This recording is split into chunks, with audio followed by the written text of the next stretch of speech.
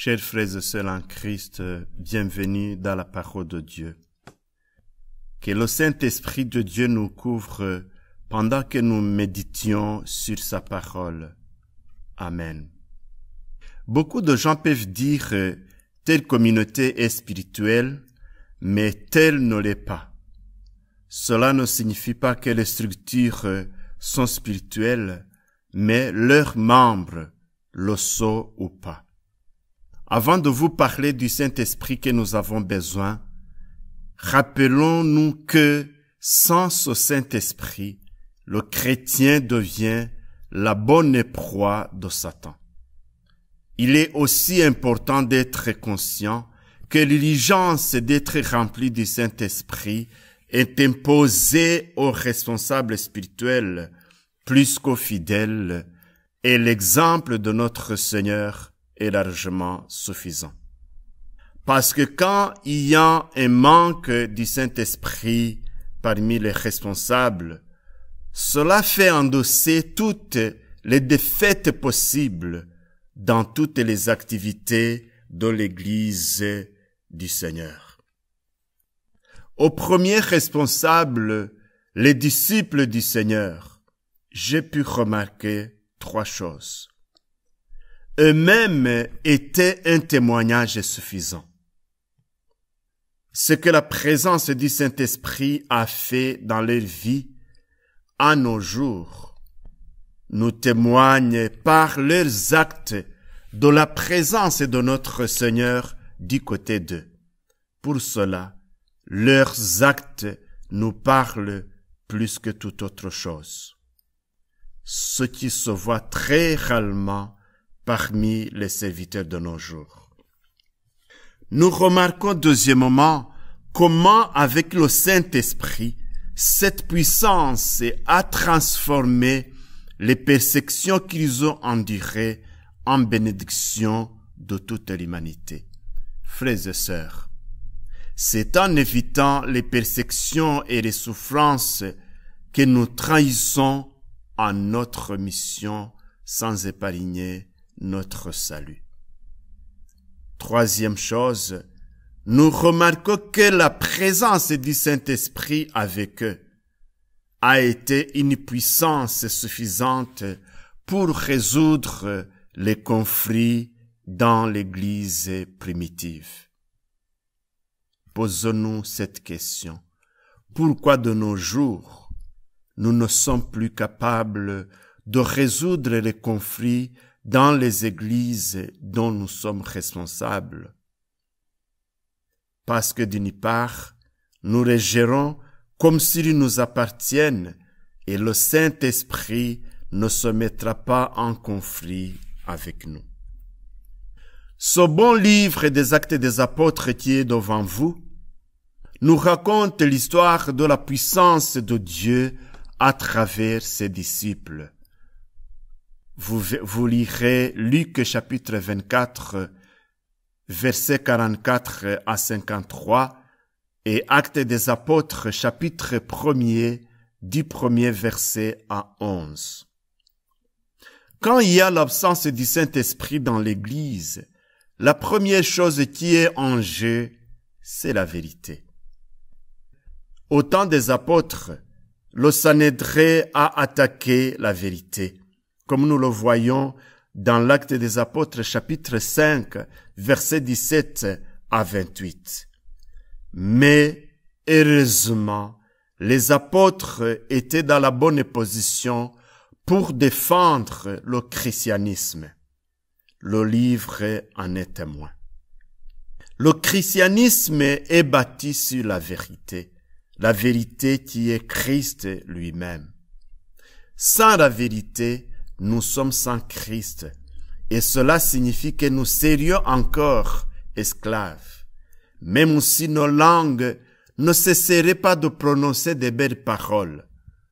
Jésus lui-même a dit à ses disciples, « Je vais auprès de mon Père, mais le Saint-Esprit, l'Esprit de vérité, viendra sur vous. » L'Esprit de vérité que le monde ne peut recevoir parce qu'il ne le voit point et ne reconnaît point.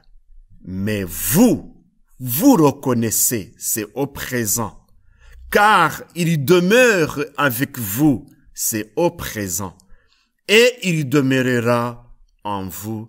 Jean 14, verset 17. Et puis, quand il sera venu, le consolateur, l'Esprit de vérité, il y rendra témoignage de moi. Jean 15, 26. Quand le consolateur sera venu, l'Esprit de vérité, il vous conduira dans toute la vérité. Il annoncera les choses à venir. Jean 16, 13. Et le verset encore très important, Jean chapitre 8, verset 32. Vous connaîtrez la vérité, et la vérité vous affranchira. Amen. Mes amis, quand cet esprit de la vérité est absent dans tout ce que nous faisons, c'est la chair qui porte le dessus, et les conséquences ne se dissimulent plus, ils viennent à la surface. Quand le Sanhédrin a attaqué la vérité, ce que je disais tantôt, les apôtres, eux, ont affirmé cette vérité par les actes, parce que leur résolution était de ne pas servir deux maîtres. C'est pourquoi le livre des actes des apôtres peut porter le nom « Les actes du Saint-Esprit ». Leur maître et notre maître à nous aussi les a tenus. Il les a assistés dans tout. Lui seul, l'auteur de leur salut, le rémunérateur de notre foi en lui. Les apôtres ont témoigné le courage de leur foi. Mais malheureusement, pas mal de serviteurs aujourd'hui qui évitent la vérité comme Gamaliel, mais pas comme les disciples. Étant donné que les disciples étaient bien dans leur place, l'Église a pu annoncer la vérité avec autorité sans faille. Et nous remarquons que le persécuteur zélé seul est converti. Encore une chose importante, Philippe est aussi un exemple d'un prédicateur fidèle. De nos jours, quelque chose qui ressemble à la sanctification gagne le terrain. Et la sanctification réelle perd sa place dans les communautés chrétiennes, parce que certains serviteurs sont ni chauds ni froids en esprit. L'apôtre Jean nous demande de refuser une foi tiède. En Apocalypse chapitre 3, versets 15 à 16. Pour mettre en évidence le rôle du Saint-Esprit, le Saint-Esprit que nous avons besoin, comme le dit notre thème, essayons de résumer ce qui différencie les trois personnes en Dieu, la Trinité. Dans nos vies, nous devons comprendre que Dieu le Père, dans son amour, il choisit. Il appelle et envoie. Il affermit, il consacre. Dieu le Fils, par sa grâce, il rachète, il répand sa grâce, il marque de son empreinte et il ouvre les accès. Mais quant à Dieu, le Saint-Esprit, par sa communion, il nous garantit le salut, il nous renouvelle, il nous conduit et il nous rend saints. Vous comprenez bien, par son nom Dieu le Père, nous devrions comprendre Dieu pour nous par son amour. Par son nom, Dieu le Fils, nous devrions comprendre Dieu parmi nous par sa grâce. Par son nom, Dieu le Saint-Esprit, nous devrions comprendre Dieu en nous par la communion. Le Père est le souverain créateur. Le Fils est parmi nous pour nous révéler l'amour de Dieu, la mission principale pour nous offrir sa vie pour le salut du monde. Jean chapitre 3, verset 16. Sa mission est de libérer le monde captif du péché, comme nous le dit Romains chapitre 3, versets 10 et 23. Mais le Saint-Esprit que nous parlons, le Saint-Esprit en nous, a le rôle d'appliquer l'œuvre du Christ dans nos cœurs. Le Saint-Esprit nous rend semblables au Fils, c'est-à-dire en obéissant, nous entrons dans son but, la sainteté, qui est aussi le plan de Dieu. Le Saint-Esprit que nous cherchons, le Saint-Esprit que nous avons fortement besoin, il est le Saint-Esprit. Parce qu'il vient du Père qui est saint, et que son but, c'est d'amener les chrétiens dans la sainteté, rôle de sanctifier. Mon frère, ma sœur, avant de chercher ces choses dans l'Église, tu devrais les chercher sur toi-même, parce que l'Église, c'est moi et toi. Et la Bible nous le dit comme un principe, nous sommes le temple du Saint-Esprit. Le Saint-Esprit s'appelle l'Esprit de Dieu parce qu'il est comme le doigt de Dieu. Si vous lirez Luc chapitre 11, verset 20. Dieu œuvre dans le monde spirituel et il convertit le pécheur. Il le sanctifie et il le soutient en tant que le croyant. Le Saint-Esprit que nous cherchons, il est l'Esprit de Christ, Romains chapitre 8, verset 9, parce qu'il est envoyé par Christ et il est envoyé au nom de Christ, Jean chapitre 14, verset 26.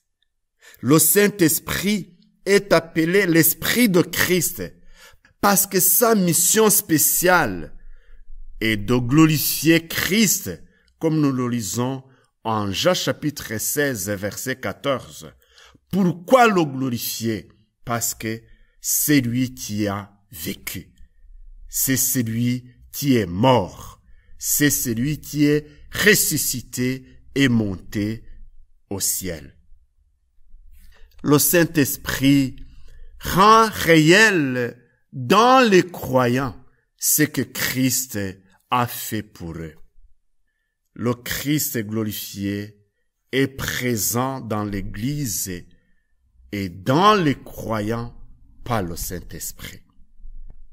Il a souvent été dit que l'Esprit est venu remplacer Christ, mais attention, il est plus exact de dire qu'il est venu pour rendre Christ réel.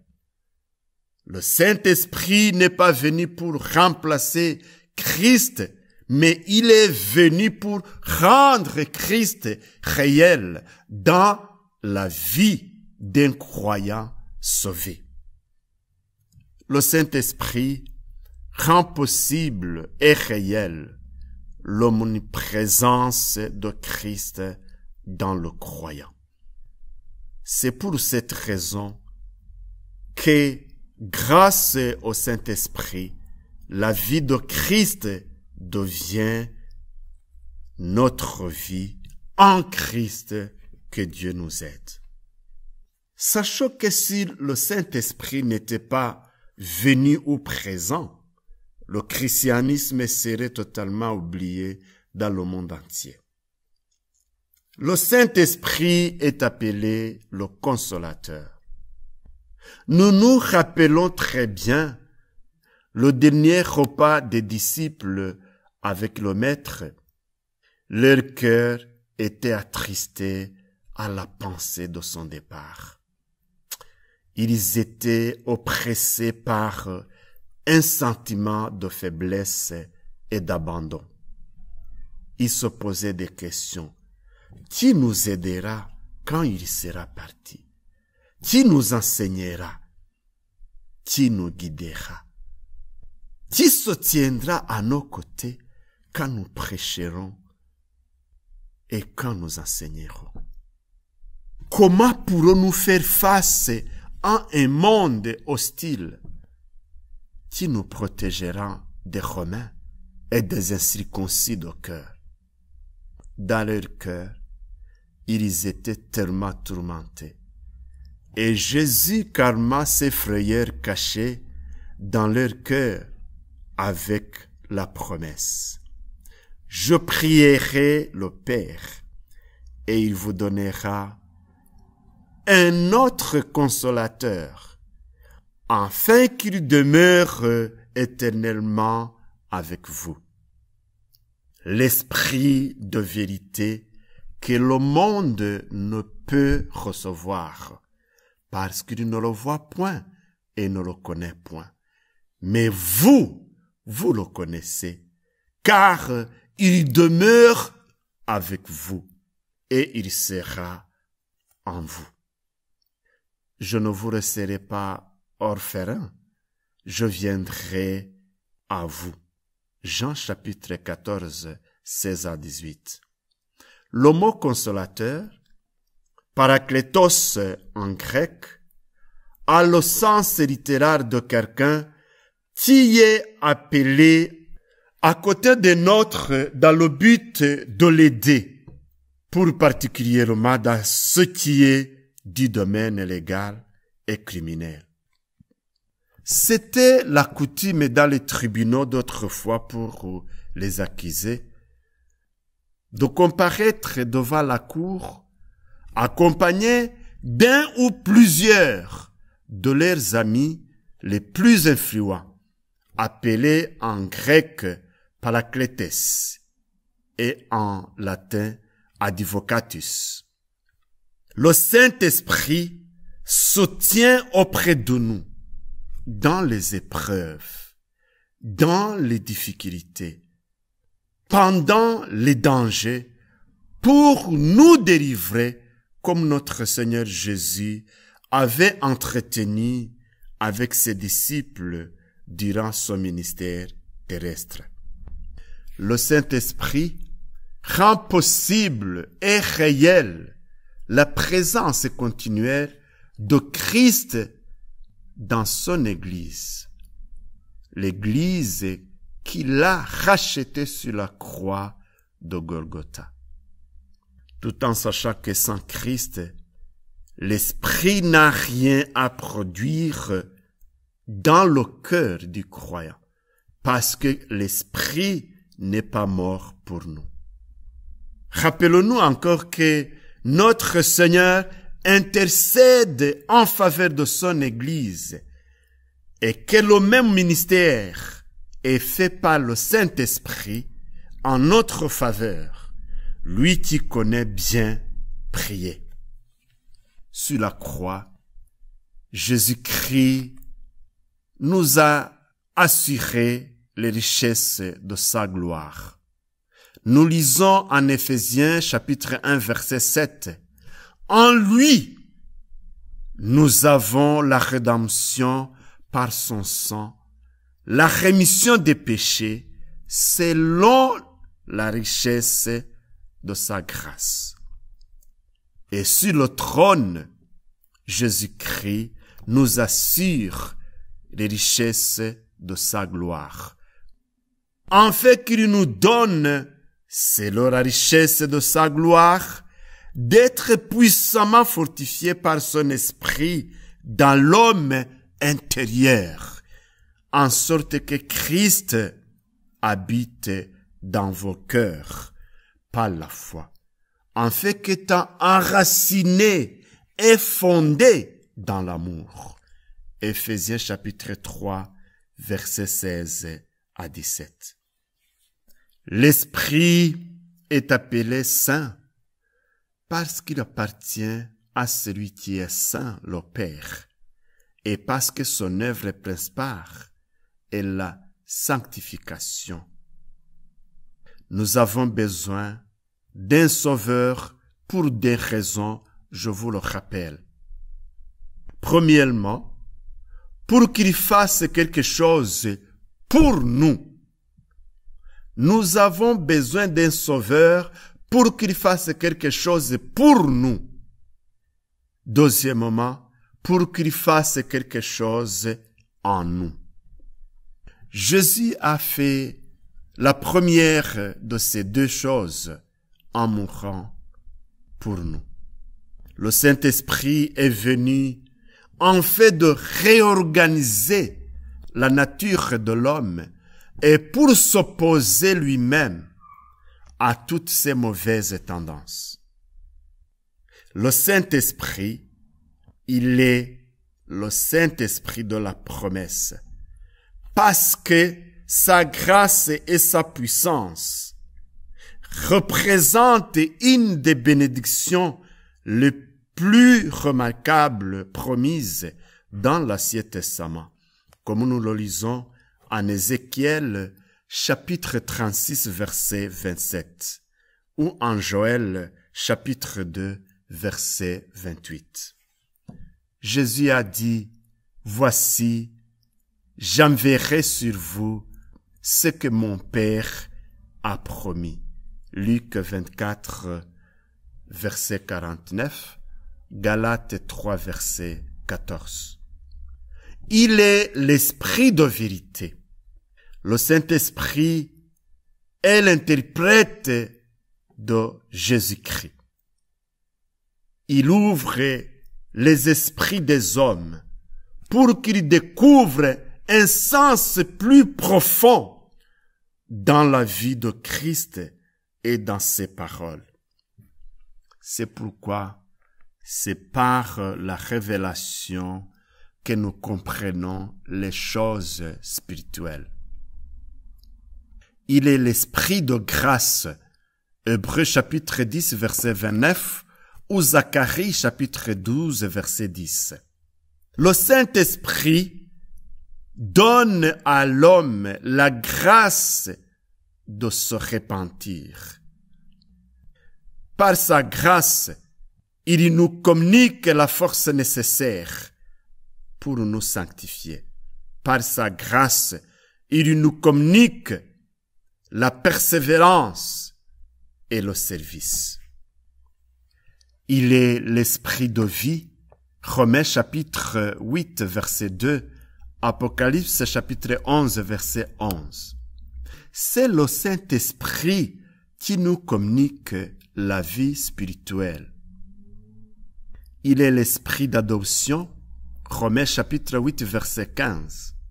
Quand un homme est sauvé, non seulement le nom d'enfant de Dieu lui est donné, et il est adopté dans la famille divine, mais il reçoit encore dans son âme la conscience qu'il est participant de la nature divine.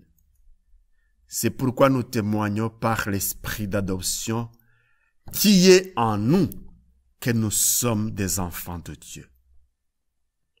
Prions Dieu pour qu'il accomplisse sa promesse pour nous.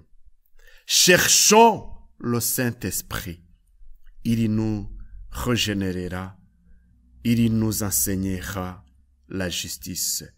Il nous rendra le témoignage de qui Jésus est réellement dans nos vies. Il nous couvrira.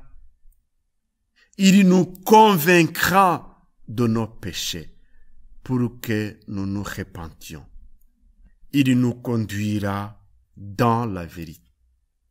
Il glorifiera Jésus-Christ dans nos actes. Il nous appellera pour servir le Seigneur, mais pas pour les institutions.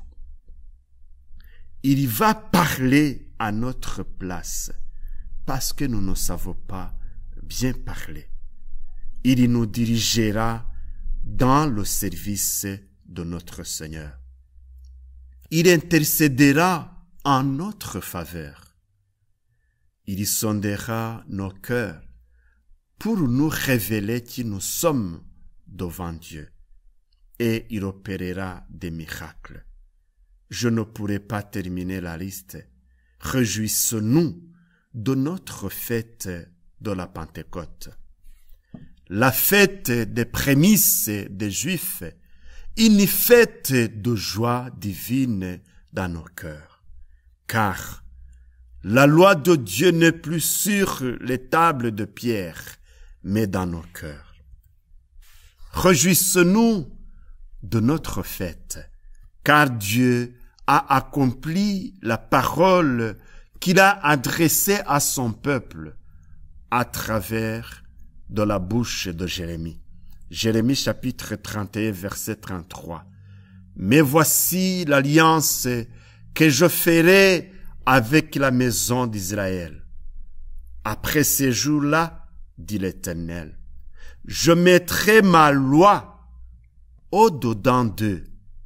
Je l'écrirai dans leur cœur et je serai leur Dieu et ils seront mon peuple. Encore une fois, réjouissons-nous de notre fête, car Dieu a accompli la parole qu'il a adressée à son peuple à travers de la bouche de Joël. Joël chapitre 2 verset 28. Après cela, je répandrai mon esprit sur toute chair. Vos fils et vos filles prophétiseront. Vos vieillards auront des songes et vos jeunes gens des visions. Même sur les serviteurs et sur les servantes, dans ces jours-là, je répandrai mon esprit. Réjouissons-nous, car le Saint-Esprit est avec nous. Il est notre guide. Il nous fera arriver au ciel. Amen. Joyeuses fêtes de Pentecôte et soyez remplis du Saint-Esprit. Amen. Église de Dieu, que la grâce et la paix te soient données de la part de Dieu, notre Père, et du Seigneur Jésus-Christ. Amen. Amen.